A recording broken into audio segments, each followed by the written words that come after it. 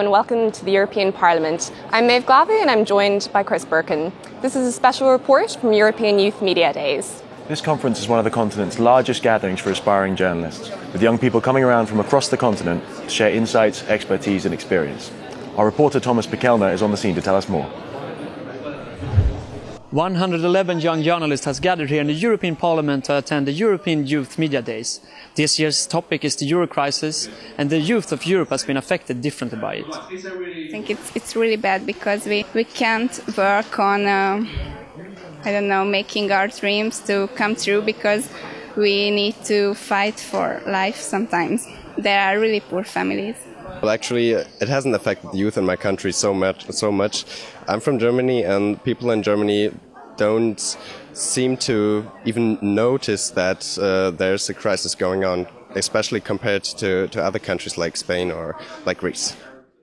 The EU has a big challenge trying to solve the crisis. To reach out to the citizens, they need the media to inform about the EU. That's one reason why the European Parliament, together with the European Youth Press, are organizing this event for the 6th year in a row. I'm gaining a lot of energy when I see that discussions are interesting, that people are asking good questions. And when people at the end in the evaluation form say that they learned something and it was worth their trip to Brussels. Journalists between 19 to 30 from EU member countries, the Balkans and even Brazil are going through 3 days of workshops and political discussions. And the European Youth Press, who has been working with this voluntarily, are certain that this event is important. Young European journalists get to meet really great speakers and get an insight into Brussels and into Brussels journalism, which they couldn't otherwise. What do you think this could lead to? More coverage on Europe, better coverage on Europe, a better young European media landscape. The ripples of the Eurozone crisis have been felt far from the financial centres of the continent. As the spectre of extremism again emerges on Europe's fringes, the EU, which had hoped to banish the far right forever, is working to examine what's going wrong. At the European Youth Media Days, the focus is on how journalists have misreported, failed to foresee, or are struggling to portray the seriousness of the crisis. Our reporter is at the scene. Top academics, executives and journalists have come together to discuss how the industry has dealt with the crisis, whether it's pushing hard enough to bring images and explanations to people's attention, and whether it could have done more to hold Europe's profligate governments and banks to account. I certainly think that some populist media, both in Greece and in Germany, have contributed to the animosity and the kind of proliferation of this theoretical stand-up, really, because I don't think the majority of the Germans or the majority of Greeks have ill feelings towards each other whatsoever. But it's sexy news, right? But the financial crisis has most Europeans scratching their heads. In 2012, Europe's battles aren't fought with bombs and bullets, but with bond auctions and balance sheets. Instead of generals on high horses, the front page material comes from bureaucrats in drab offices and financiers in the continent's trading hubs.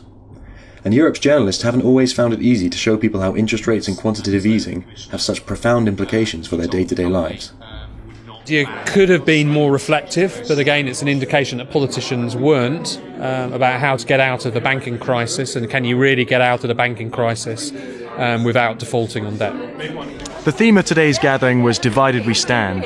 If there's one thing the panel could all agree on today, it's that with Europe facing a complex crisis strangling growth, jobs and livelihood around the continent, and indeed giving rise to extremism and xenophobia in some quarters, the media has a unique responsibility and a unique role to play in helping people understand what's happening to their communities, to their families, and indeed to their countries as a whole.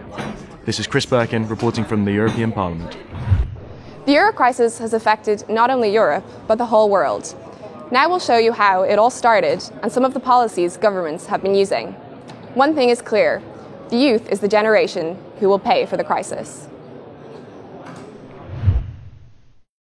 The global economy has experienced slow growth since the 2008 US financial crisis.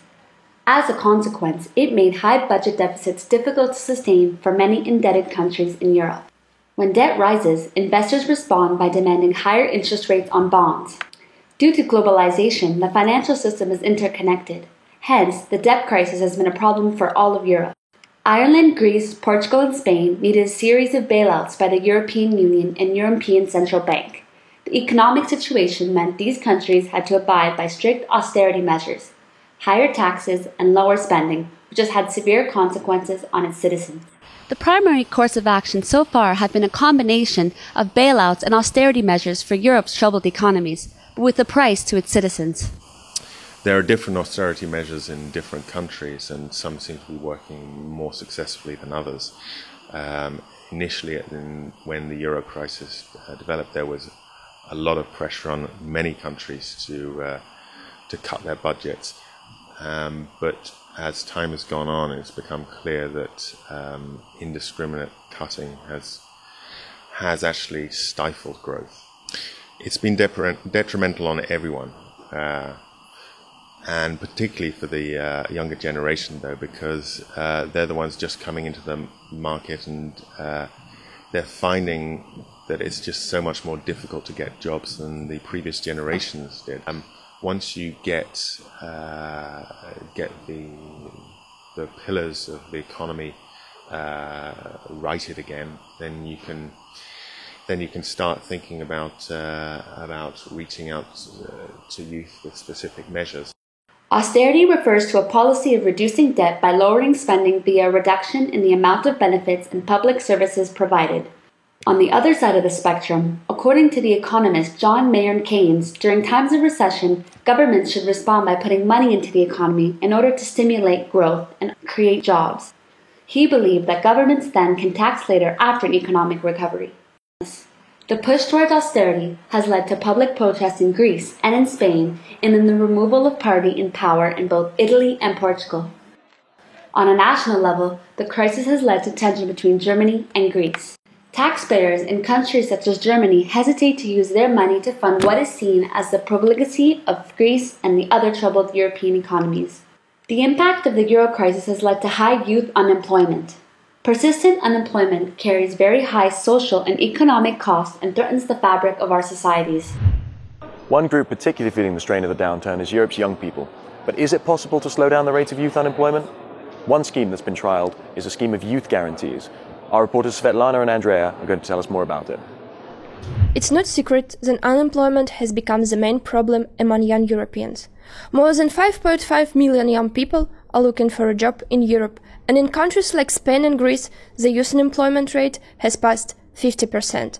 Adam and his friends graduated some months ago, and they immediately face a job market where opportunities were limited. For example, I have 20 really close friends that did journalism with me, and there's just one besides me that has a job, an actual job. All the rest are either not working at all, either working in something else like waiters or whatever, or working not getting paid. But there is a range of solutions designed to drive down the unemployment rate.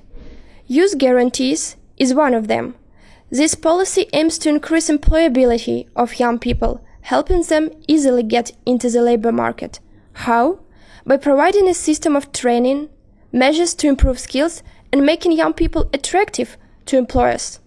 The organization Youth Forum considers this policy to be a real remedy to Europe's social problems. It's revolutionary in a way because it's not the young people going to the centers, but are the centers that are looking for the young people, and the young people knows that if in 4 months they don't find anything, then they will get support in order to find an opportunity for their career. The implementation of youth guarantees is one factor behind the low rate of joblessness among young people in Finland and Denmark. Coming back to Adam, he succeeded in his job hunt only after having a long period of internships and training. I worked as a TV producer for Media Pro, a Spanish broadcasting company, for 2 months. And now I've just started working as a communication assistant in a think tank, the European Food Information Council. Last Friday, the Nobel Peace Prize was awarded to the European Union, causing a storm of controversy around the world. There was also a widely varied reaction from the national media in the member states of the European Union. Our correspondent has been talking to the European public to get their reactions.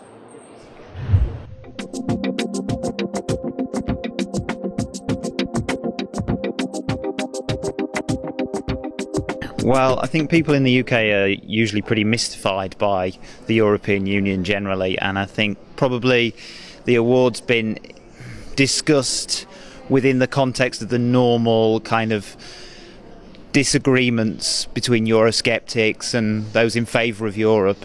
bringing peace to the Balkans or helping to do that would be, well, I think the process would be the most important thing.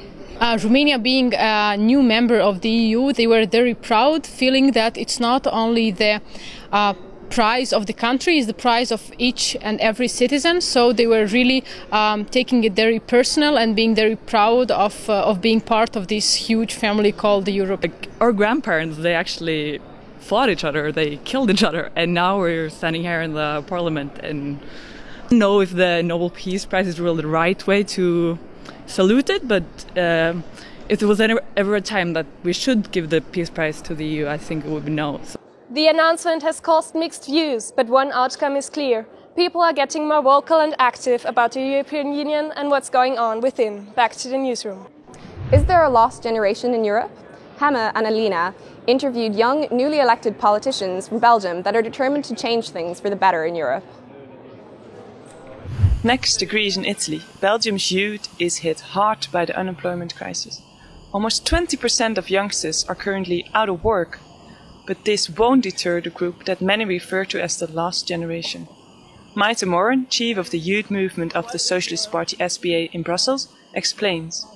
There are many plans actually. There's already one which the European Socialists have proposed. It's the plan for European Youth Guarantee. That every young person who would be out of a job, out of education, or out of training, after 4 months would be guaranteed a job training. In this looming crisis, young people are entering politics, trying to find better solutions. What is, according to Bart Dont, newcomer in politics, the answer to the crisis? Bart Dont is the president of Young Green in Belgium and recently got a seat for the Green Party in the city councils of Brussels. So the question is that we have to pose ourselves as policymakers is how can we find jobs for these young people? And what we say is that we have a whole stock of buildings that are low quality and invest in the buildings to renovate them. Step by step, the young generation is trying to find its own path to a brighter future. Crisis has changed the journalistic world. Young journalists are now struggling harder than ever to find work. Freelance or changing countries is sometimes the only option. In Greece, more and more journalists now lose their jobs due to the recession. More and more young journalists like me select to migrate and live abroad, like here in Brussels, and the situation is getting worse and worse. As in Greece, the journalists from all over Europe are struggling for work. Ilias Antoniadis is 29 years old and freelancing abroad was his only option to continue this job. Brussels was his choice because it's one of the main hubs for journalists in the world. There are certainly more freelance journalists now. I mean, Brussels reflects the whole industry. The media industry is shrinking. There are more staff going freelance. If you are new, young or starting out, you have to start from nothing and then it's very hard here. Philip Hunt, a new veteran of 22 years, is no spring chicken in the press and has advice for the newbies. I would certainly say specialise. You have to have your niche to start with. You have to have your own area where you have your own special skills that you can market to other people and that you can say, I can do this better than anyone else can do. So a wide range of issues covered there, and thanks to all of our reporters. That's all from us here at the European Youth Media Days 2012. Thank you all, and we'll see you again next year. Goodbye. Goodbye.